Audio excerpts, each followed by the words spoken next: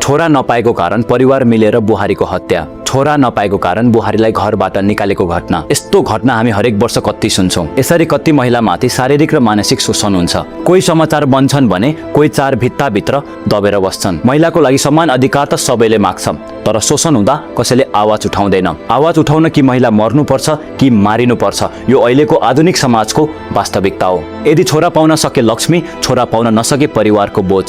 छोरा पाउन नसके समाजले आमाको दोष देख्छ, तर साइन्सले भने ठ्याक्कै उल्टो भन्छ। छोरा पाउन नसक्नुमा कुनै आमाको दोष हुँदैन, बरु बाबाको 100% दोष हुन्छ। कसरी? म तपाईलाई बुझाउँछु। हामी मानव शरीरमा 46 वटा क्रोमोजोम हुन्छ। त्यसमध्ये 44 क्रोमोजोमले शारीरिक विकासमा काम गर्छ भने 2टा क्रोमोजोमले लिङ्ग निर्धारणमा काम गर्छ। अब यो 2टा क्रोमोजोम आमासँग पनि हुन्छ, बाबासँग पनि हुन्छ। यो कुरा ध्यान दिएर सुन्नु। बाबामा XY क्रोमोजोम हुन्छ भने आमामा XX क्रोमोजोम हुन्छ। अब बच्चा जन्मन बाबाको क्रोमोजोम आमाको क्रोमोजोमसँग कम्बाइन हुनुपर्छ।